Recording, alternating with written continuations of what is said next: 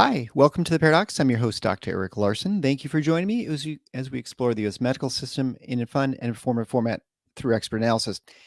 And today we're going to be talking about the COVID drawdown. I'd like to welcome all of you. If you're watching on YouTube, either live or afterwards, please go ahead and comment and drop a line where you are. It helps with the algorithms. If you're on Facebook, also leave a comment, say hi. I should see your comments come across here in this new format. So I'm trying to do these live streams somewhat regularly. They are going to be fairly infrequent, though. And so it's been a while since we've done one. And I just want to welcome you to the show. If you're new to the show, make sure you subscribe to it either on YouTube. If you're watching, you can hit the subscribe and the notification bell. So if I do another live stream, you're there to witness that as well. And if you're on a podcast player, make sure you subscribe to the show as well. It costs nothing. It's totally free. And that way you don't miss any episodes. They come out weekly and usually on Thursdays, but it kind of depends. And of course, next week's gonna be a little different because of Thanksgiving. So we're just gonna have a little bit different production schedule. Also, I'd like to welcome the new listeners from the We Are Libertarians Network. Very excited to be joining the We Are Libertarians. I was part of the Doctor Podcast Network, which is somewhat folded.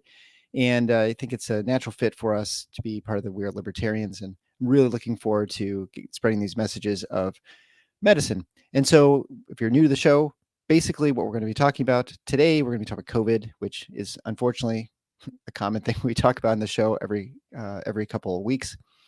But we're also going to be talking about things like healthcare, and specifically the healthcare system, how we better produce better results, the challenges that are faced by physicians, and how they respond to these things. So if you're a patient wondering why you're not getting the care you want in healthcare, we're going to describe the challenges and the obstacles that face of physicians that are preventing you from getting what you want. And also, if you're a physician, why can you not do certain things? Why are these obstacles in place? Pharmacy benefit managers, insurance companies, things like this, prior authorizations. These are real problems in medicine, but there are people who are solving these problems. And I think it's real important for us to be encouraged that they're actually being solved. And I know you may not believe it if you're a physician. I know I was very pessimistic when I began the show in 2018. Aside from COVID, things from the healthcare system, I think, are much better. And there are a lot more opportunities and options for us as physicians. Although other trends may be more concerning to you, consolidation, loss of autonomy with employment, there are things that are improved in many ways. And I think, listening to the show will be very helpful for you. And maybe if you're a business owner, you can find ways to provide better care for your employees and better healthcare alternatives. So that being said, I'd recommend you listen to, not only we're talking about COVID today, but if you're interested in healthcare, why insurance companies don't work. Fantastic episode. I had David Contorno on episode 150 2 weeks ago, where he really lays out why insurance companies and they aren't lowering costs. In fact, if anything, they're incentivized to raise costs, which seems counterintuitive. But you have to listen to the episode. In fact, I've had people come back to me and say, yeah, I had to listen twice because I just didn't quite, there's so much stuff. I had to really absorb it all. And I feel the same way. And it's a lot of things we've talked about in the past, but again, I think it's very worth your while. But today we're going to talk about COVID drawdown. And I've had a number of people ask me, how does this thing end? How is the pandemic, the measures, especially the things that are irritating for us, how do those things end? How do we, get to the other side? And, what is the other side? We talked about this a number of times in the show as far as, where we'll ultimately get with COVID, but we're going to talk, I think, specifically about, where we are, what we have to do. And then I think, it's going to be predictions time. So today is November 20th, 2021. So we can maybe revisit this in a year or something and see how wrong I am. But I think we'll begin with talking about the foundations of COVID and the facts on the ground, so to speak. COVID is endemic, or will become endemic. Which that means is that this virus will never be eradicated. It will always be with us, barring some sort of futuristic elimination program, which the technology does not exist at this point. So it will be endemic, which means that it'll always be circulating with us. We know they're animal reservoirs. So even if we were to manage to somehow prevent anyone in the world, human being, from having COVID, which we know that's virtually impossible, since there are a lot of people in the world, in lots of remote places. But if we somehow eliminate it from human beings, there are animal reservoirs, meaning animals can circulate it and then give it back to humans. And so since that's the case, there's no way that this virus will ever be eradicated. It will be something that we have to live with. And, what living with means, we'll talk about in a little bit. But we need to talk about vaccines as well. The messenger RNA vaccines are revolutionary. They are probably going to earn someone a Nobel Prize. They are really remarkable. We've not had an effective vaccine really against a respiratory virus, common cold, which is essentially what coronavirus is, like its counterparts, other coronaviruses, rhino adenovirus.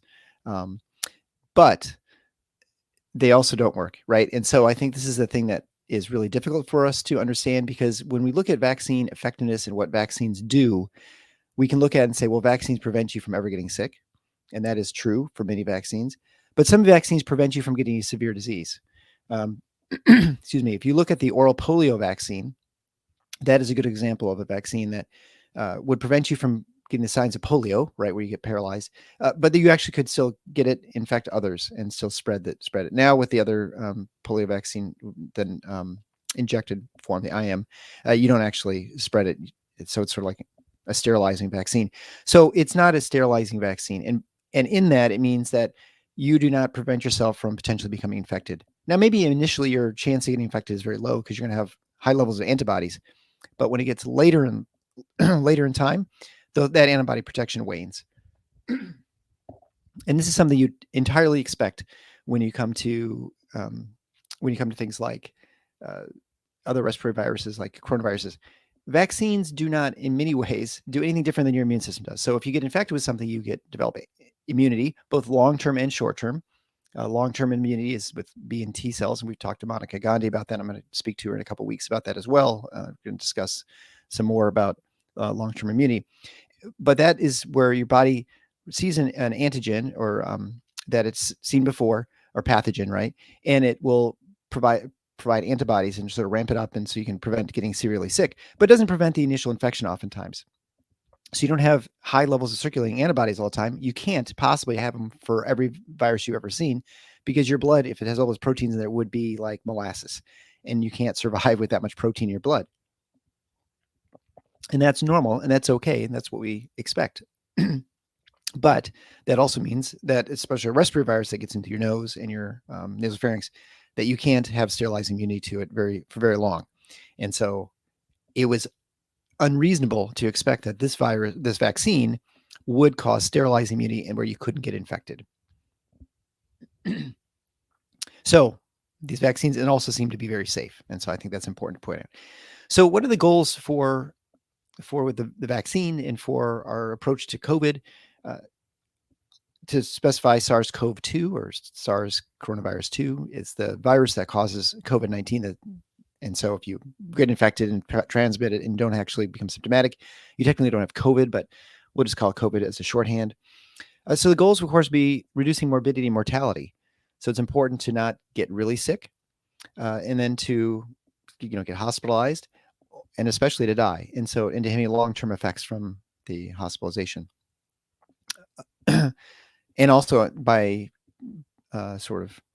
extension, we're going to look to decrease hospital utilization. So if you're not in the hospital, obviously you're not getting quite as sick. You're not going to be using up hospital resources, and it's there for all the other usual things that happen: trauma, heart attacks, strokes, cancer diagnosis, all these things that people normally come in for.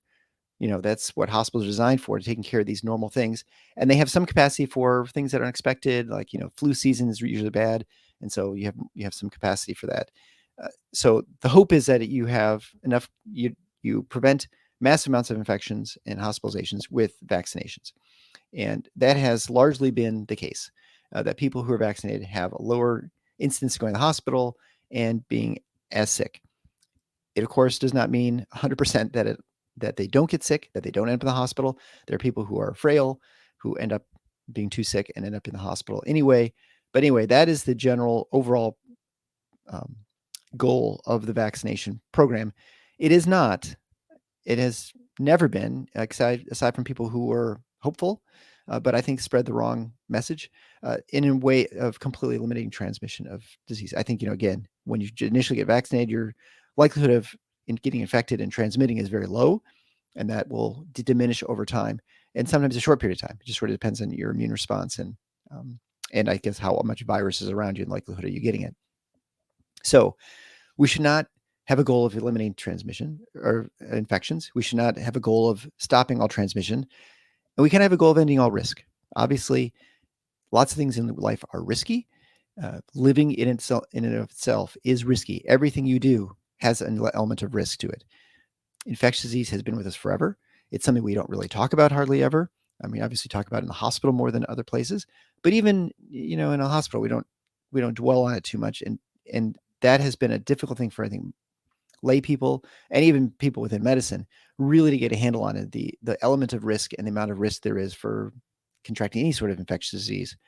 I talked to my wife's pediatrician, and we talked about RSV, and that is a real risk to very small children, babies. Now, most of us get RSV, and it's like a kind of nasty cold or whatever, but for children, it can be life-threatening, especially very small babies with small airways, right? So uh, it is something that's always been there. It's something we just accept. There are vaccines for RSV which help, but it is still a risk that exists.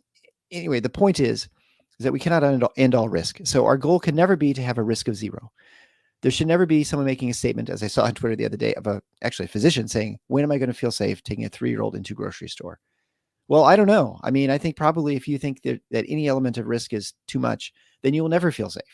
In fact, it's probably far more dangerous driving to the grocery store with your 3-year-old than actually walk in the grocery store, because the likelihood of a bad outcome of getting COVID, especially for a 3-year-old, is probably as close to zero as it can be. And you're probably far greater risk driving the kid around in the car. Now, that being said, doesn't mean the risk is zero walking in the store getting COVID and something horrible happened to that child, which is tragic. But I think we have to recognize there's always risk and accept that, and then decide where risk is okay for us.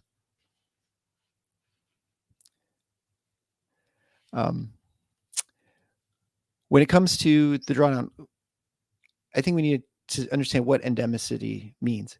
So when things become endemic, it means that the virus is continually circulating with you. And so that means that, when you're looking at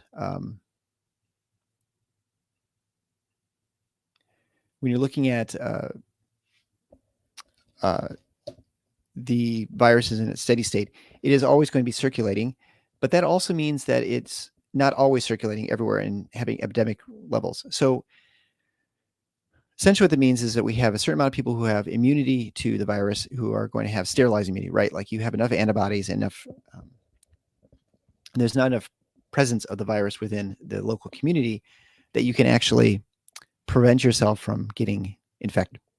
Okay. And so you're not someone who can spread it. You're not someone who is a vector, right? But that will wane over time. And there is always a dance between people who are losing immunity and people who are getting infected, who are gaining immunity. This happens with every virus all the time that are respiratory viruses. And so there is a steady state that is somehow reached. And at whatever level, a certain amount of people have to have immunity to prevent large outbreaks. And this is something we experience all the time, right? We notice that something goes through the schools, right? There's this virus that all the kids are catching. If you're a teacher, you see this all the time, right? And then what happens? People get it, and then that virus, whatever it is, let's say it's adenovirus, it goes away because enough people in the community have had it. Now, there's a certain level of travel, there's a certain level of interacting with people who are not from our community, and that's how new viruses get reintroduced into communities. There are, of course, new variants that come in, and so your immunity might not be as good to that specific variant as it was the others. There are a number of viruses that can happen. I mean, we know there are 4 endemic coronaviruses. SARS-CoV-2 will be the 5th. And so these things are always going to be continually challenging our immune systems and our community. If you would just look at an immune system of population, and there'd be a certain amount of people who are susceptible and a certain amount of people who aren't. And so that's how it's going to sort of come and go. And so that is a steady state. What often happens is that this becomes seasonal. And SARS-CoV-2 is at this point shown really no reason to think that it's going to be seasonal. Or I should say, it's not that it is not seasonal now. You see people in both hemispheres, northern, southern hemisphere, having outbreaks at the same time, which does not suggest that it's something that's like stuck in the winter. I know people want it to be seasonal and insist it is. I think it's mere chance that it seems to be in certain places.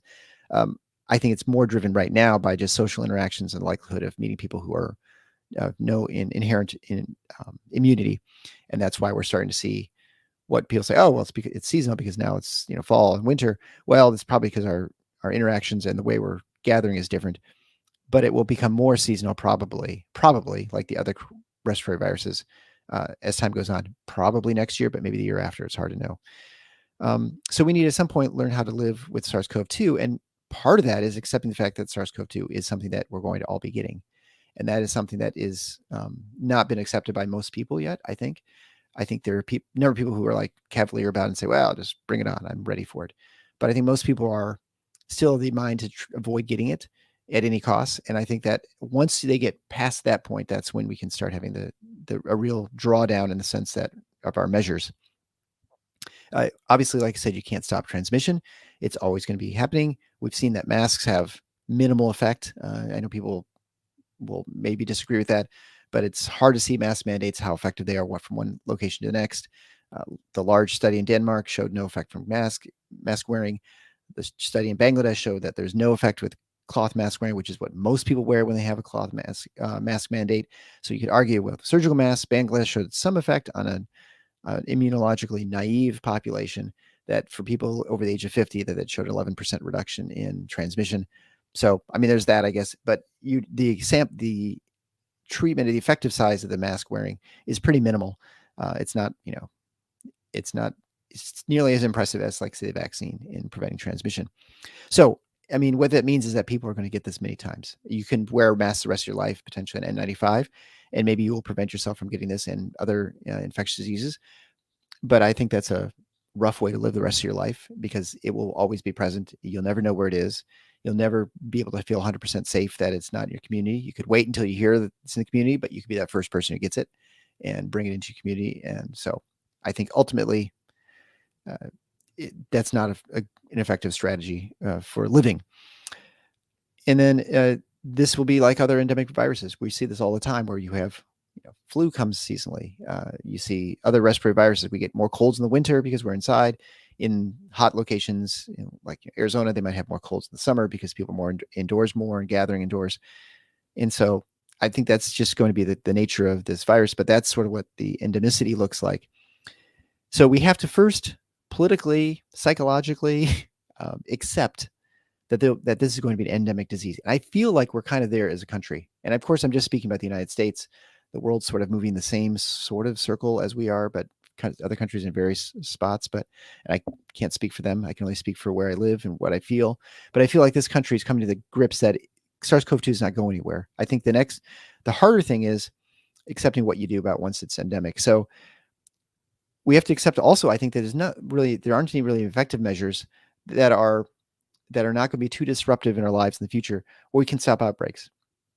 We have to get to the point where we don't accept the fact that it's okay to close schools forever, or to shut down businesses, or to ban gatherings, and just accept the fact that this virus is within our community. I'm in the midst of a terrible outbreak here in West Michigan right now, where, I mean, our hospitals are pretty full. I mean, they're about as full as they've ever been in my career. It's to the point where we can't even really have surgeries because we have to recover patients in the operating rooms. I suspect it's going to get worse now with flu coming on. And so I don't mean to minimize the effect of COVID and all the other stuff that happens, right? It's not just COVID that people are in the hospital with. It's all the other stuff, but it's all the other stuff that usually is there. And then you throw COVID on top. And I think soon we'll be throwing the flu on top of that, which may be bad too. But anyway, at some point, the amount of people who are going to have to go to the hospital for this, I suspect, and don't know this, but that it will diminish over time, because there'll be a baseline immunity that people have of preventing severe illness, either through an infection in the wild, like a natural infection we call, or you have vaccination.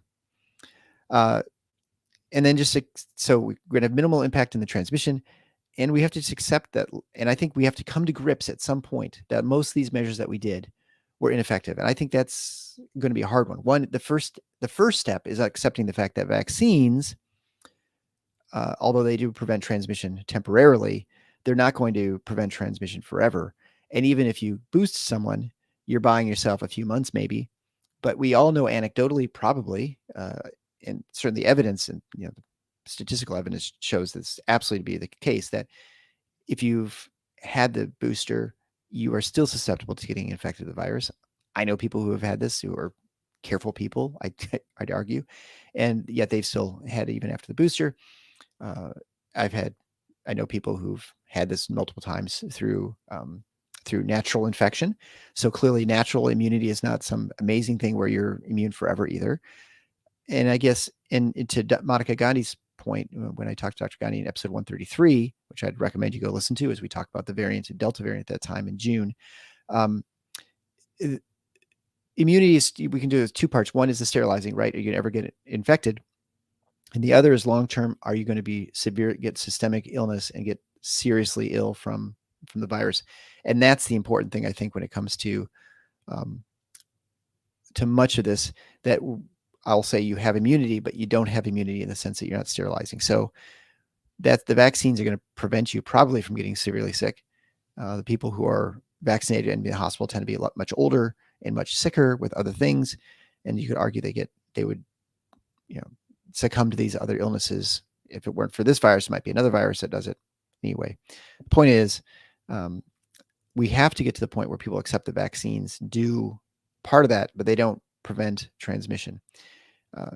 And yes, they do temporarily. But again, we cannot have everyone vaccinated exactly at the same time, because if that was the case, it'd be impossible logistically to get everyone vaccinated within the same, say, 3-week period and get boosted every 6 months, let's say, within the same 3-week period to maintain a level of immunity within our country. There's just no way it could be done. It's hard enough to even get people vaccinated, period, much less to try and coordinate something like that. It's actually impossible. So unless you could do that, you're gonna have transmission. And even then, you have people who don't get immunity for the vaccine or whatever, and they still have transmission. So when does this happen? I think, we're already starting to see signs that we're accepting that it's endemic. We're accepting, I think people are coming more along the lines that the measures don't work, but that's not quite real. It's probably people more accepting that the vaccines don't work as hoped, in the sense that they stop all transmission. But people in many places are, they've come to terms and they have to accept that there are political mistakes made. I think we need to not blame people for the things they did. In some ways, I think some people, in the face of evidence, they still did the wrong thing. But you're going to start seeing more and more countries and places drop these mandates, and they're going to react by doing mandates because they think there's nothing else they can do, and they're going to have mandates for vaccines or vaccine passports. But you can see logically this doesn't make any sense, because you still can transmit with the vaccine, even if you've been vaccinated. You can still get infected, right? So it will slow it. But even if you got to 95% vaccination, I don't think there's anyone who reasonably thinks that you're going to stop this, stop the pandemic and the transmission of the virus.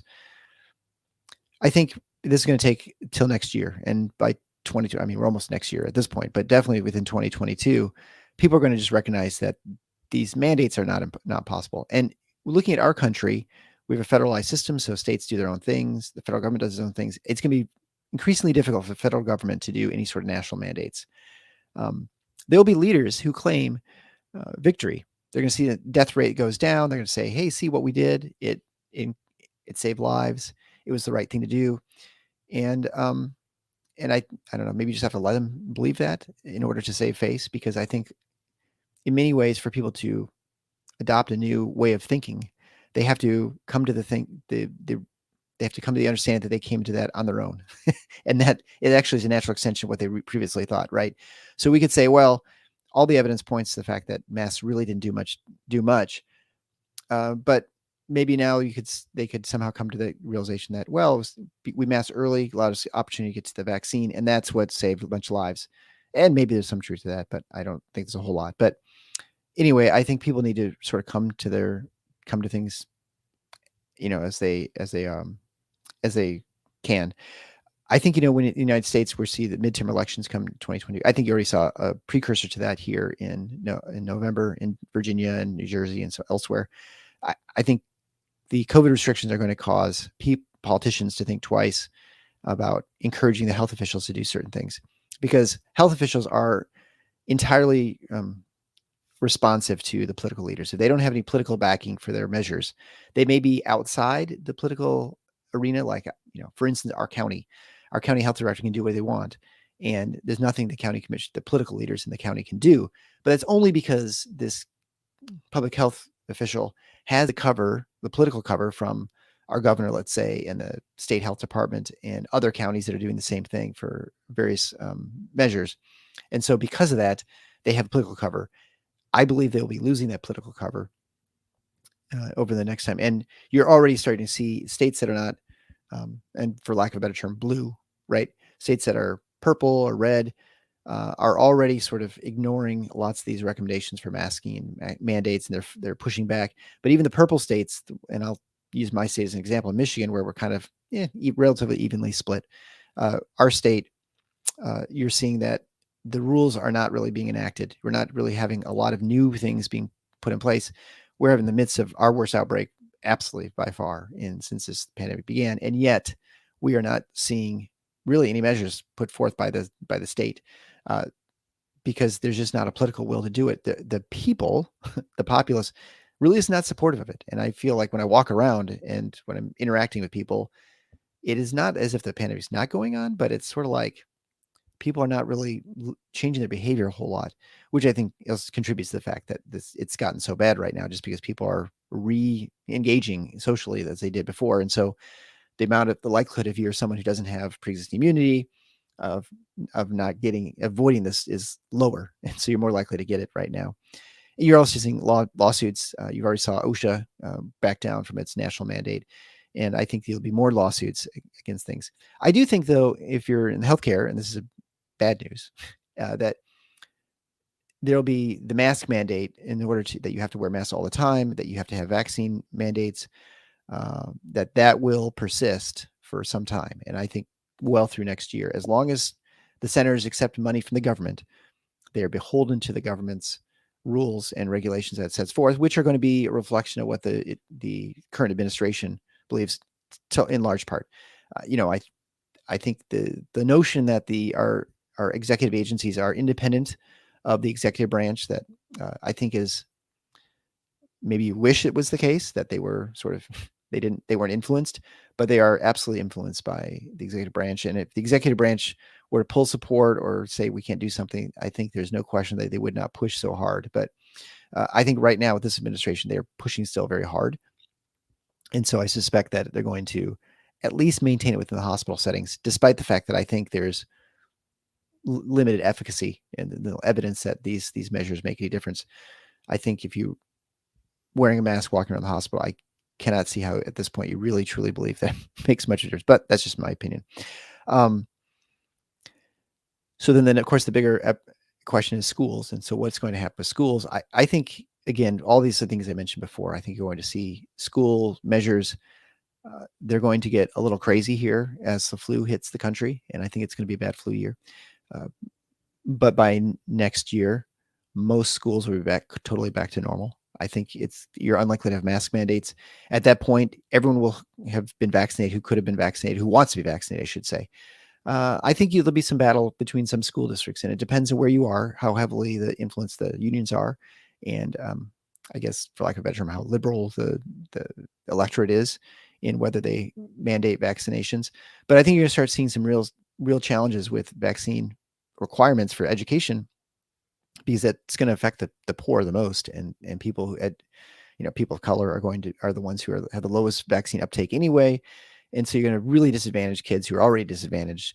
And it's going to be it'll be a challenging conundrum for the leaders in those areas to really just abandon, I mean, in some ways abandoning these kids. Right.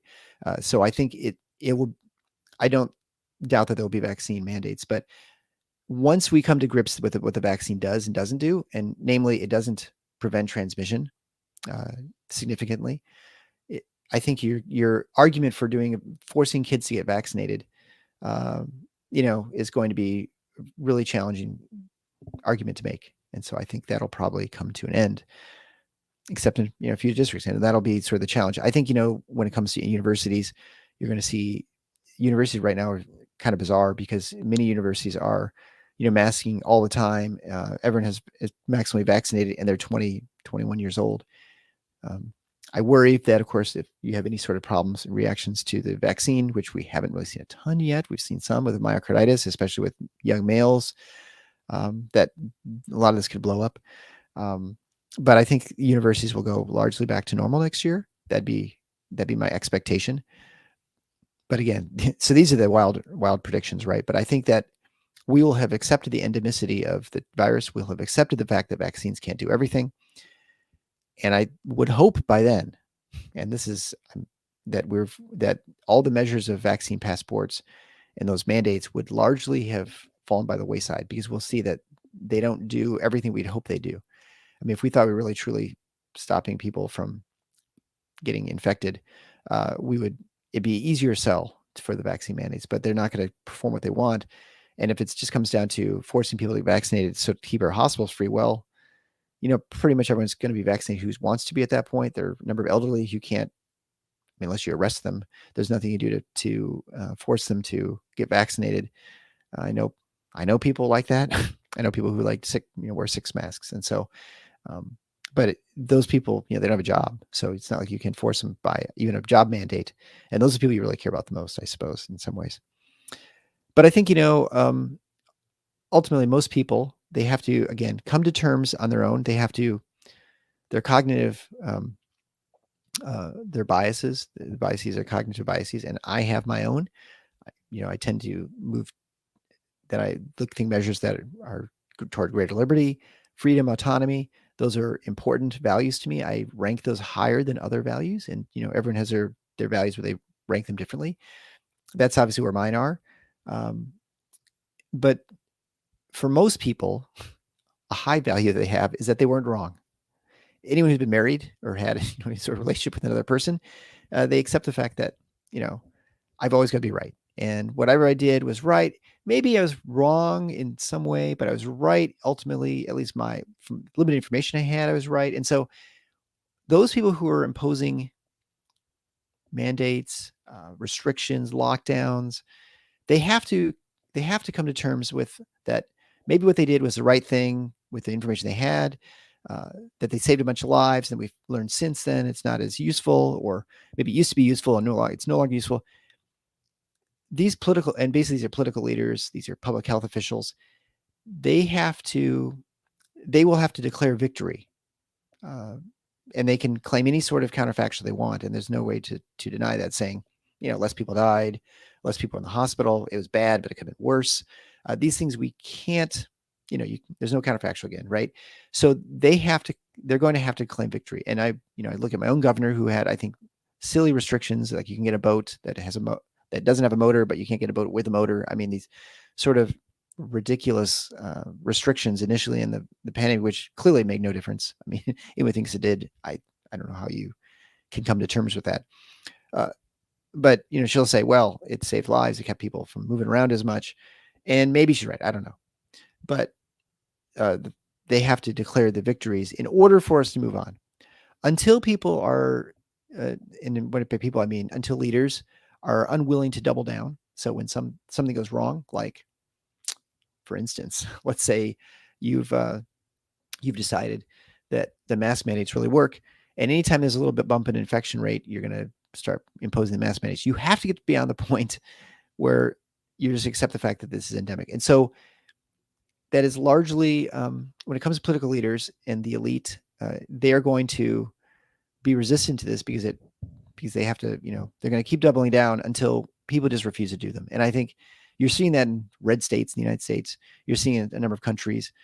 I don't think you're seeing a majority of people who feel that way, but you're seeing more and more people who see the disruption in their lives, and they're going to start questioning why they're doing it. And we are not there yet, but I think we're getting closer.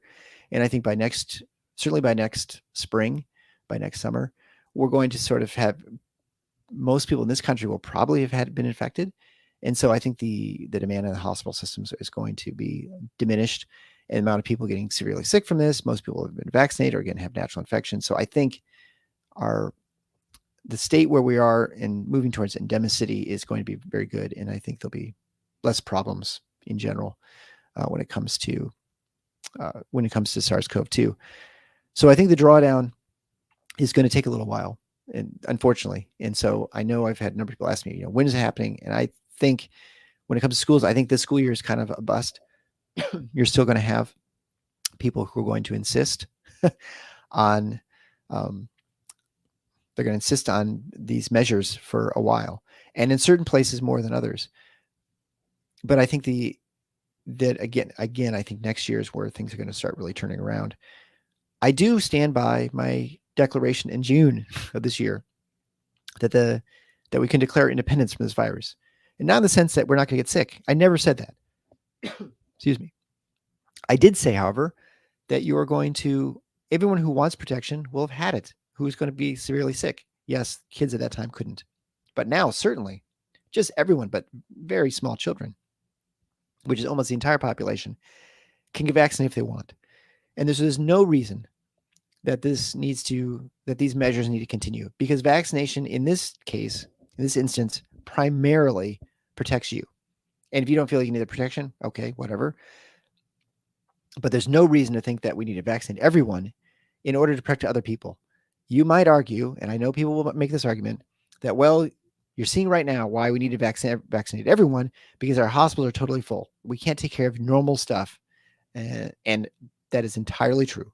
There are normal procedures, elective procedures, semi-elective procedures, imaging, people get sick, whatever, that we are having a real struggle to take care of them in a normal manner within the hospitals. That is absolutely true.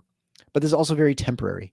Now, again, I recognize that people are going to be upset about that, because they're going to say, well, sure, it's temporary to you because you're not using it right now. But if I had my gallbladder and I had this real problem right now, I need to get fixed now. The fact that it's going to be better in 6 months doesn't do me any good. That is true. And that's absolutely, I don't deny that. And it's, unfortunate. I guess I don't know what else to say, except to say that there's nothing more you can do about it. If you try and enforce these mandate things, you're only going to get pushback. I don't know that the amount of people you're going to get added on to vaccination rolls is going to be that much higher.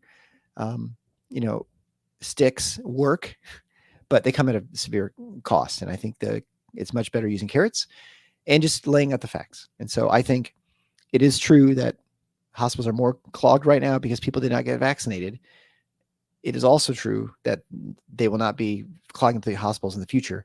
And if you thought all these measures were effective, you merely string out the amount of time it takes before we hit endemic status with this virus.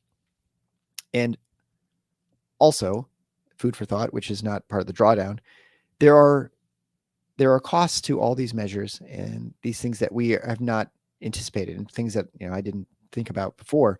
But just as SARS-CoV-2 will become an endemic disease that will come through our population at various times, probably seasonal, we'll see. It'll sweep through our communities.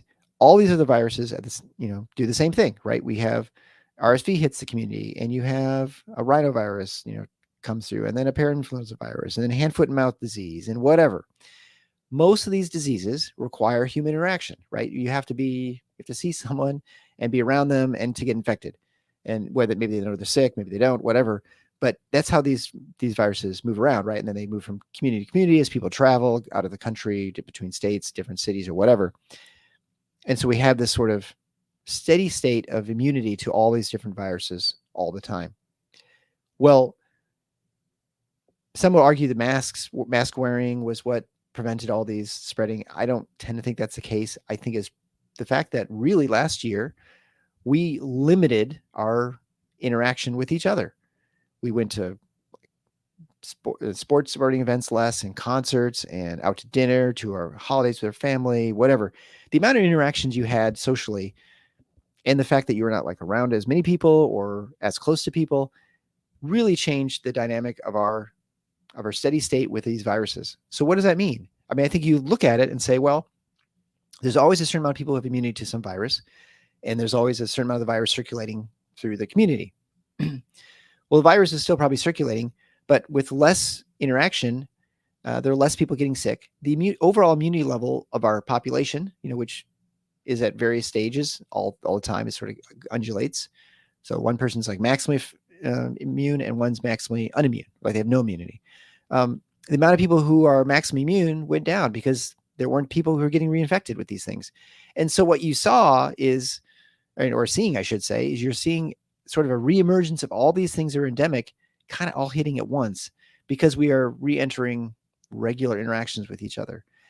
And so one of the costs of limiting all that stuff is we sort of messed up the steady state balance that we had with infectious diseases. Things, we just never really think about. The fact that your community has a certain level of immunity to rhinovirus, right? Or the certain level, certain strain of rhinovirus. And so you now have lower immunity in general. So more people are susceptible. It's more likely to have a mini epidemic in a community of all these different things. And we've seen like a terrible RSV season in a weird time of the year. Like for us in the North, we never see RSV in the summer, but we did because I think people just started going out and seeing people. And so the rhinovirus took off. And that's the other cost to us changing our basic interactions and sort of level of seeing other people. Once that gets back to totally normal, we'll meet a steady state. And so we're not there yet. I think people are not seeing people as much. They're not interacting. They're not doing certain things, not going to concerts or whatever. And so because of that, we're still a ways off from reaching a steady state of endemicity with this virus or actually the others. And so I think you're going to start seeing people get really sick for the next year or 2 or 3, maybe, as all these viruses that sort of you've been dodging. Because you talk to people like, hey, yeah, I've been had a cold in like 2 years. Well, that's because you just weren't around people, and more people weren't around other people. And so the likelihood of a virus ripping through the community is a lot less. And that's, you could argue it's because of masks, maybe, but I think it's probably more just the fact that we weren't doing what we normally do, and people weren't traveling as much, and the likelihood of things moving from other communities into our community, all those things changed from what the previous steady state of activity, human interaction was. And so once we see that get back to totally normal, whatever that is, that's when we'll get this endemicity. We'll reach that steady state with SARS-CoV-2. Finally, with SARS-CoV-2 specifically, I think, how bad it will be is hard to say. And I think, our expectation when I talked to Dr. David Graham in episode, I don't know, like 80 or something, when we first talked about this back in April of 2020, our expectation is that once you've gotten SARS-CoV-2 or been vaccinated, you have a long-term immunity, and the likelihood of you getting severely sick from this is diminished. And so the likelihood of you not only clogging up the hospital, but just actually getting really, really sick from this is a lot less. That doesn't mean, again, you will continue getting infected.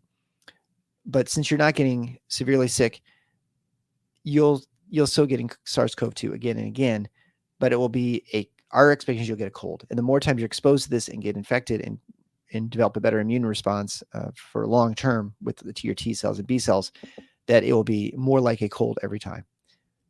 Is that actually the case? Well, we don't know because not enough time has passed. Will this mutate into something worse, more virulent, and cause more problems? Maybe. I tend not to think so, but I do think it's a really nasty cold, and it's not like the other coronavirus. It's much more severe. I don't think there's any denying that. My hope is it's just that we don't have it where we're always going to be at risk for this virus, even for small children, because there aren't many coronaviruses that I'm aware of or any of the sort of common respiratory viruses that cause kids to, end up in the hospital. And SARS-CoV-2, although it's extremely rare for kids to end up in the hospital, it does happen. And so it's very strange. And I don't know if that's something to do with maternal transfer of antibodies, maybe would help. I don't know. And I don't know that anybody knows at this point. We haven't really studied that sort of thing. But I think those are important things to consider. But the fact that my guess is this will be something you get again. And at some point, we'll stop testing. Some point, we'll stop caring that you have SARS-CoV-2, or because we never cared about rhinoviruses. We cared about the flu because there's, Tamiflu, and there's medication for SARS-CoV-2. And so maybe at some point people will start taking that to minimize their symptoms. I don't think it's a game changer as much as they say it is, but we'll see we'll see as time bears out. But it'll probably be like Tamiflu, where it's going to decrease a day or two, maybe, of symptoms, but we'll see. I could be wrong about that. So anyway, I'd encourage you to share this with your friends and family, people who are interested in sort of the evolution, where with the drawdown. Hopefully this is encouraging that I think we're getting close to that point where we're going to have the drawdown, but I'll make sure you subscribe to the show on your podcast player of choice. Make sure you subscribe and hit the notification on YouTube. Go to Facebook, and you can go to the Paradox Facebook page, and you can like it so that you can get notified when this show comes up. Anyway, hopefully you have a great day and great Thanksgiving. Please don't be discouraged, but also don't live too much in fear. I think that's probably if there's any takeaway from all the things I do, I hope that fear is not something that's driving you, because it's a state of being that is really sad, and it's one that I think it would be tiring, and it causes all kinds of problems when it comes to how we are with each with other people and how we are with our family. So I would hope that you would be comfortable with this increased risk of a virus, but recognize the risk if you've had infection or whatever, or if you've been vaccinated, that it's going to be a lot less, and it's not something probably to worry about as much, although it's obviously inconvenient. But anyway, we'll be talking about this more. Again, I'm going to talk to Dr. Monica Gandhi in a couple of weeks. We're going to talk about long-term immunity. Next week, we're going to be talking about regular healthcare and solutions to healthcare problems with the delivery system. And so I highly recommend you check that out, because it's going to be for people, especially as we enter open enrollment. This is a great time to start talking about alternatives for people who are small businesses looking to cover their employees, or for people who are looking to go into the market and try to find insurance options. So again, thanks a lot. Have a great day.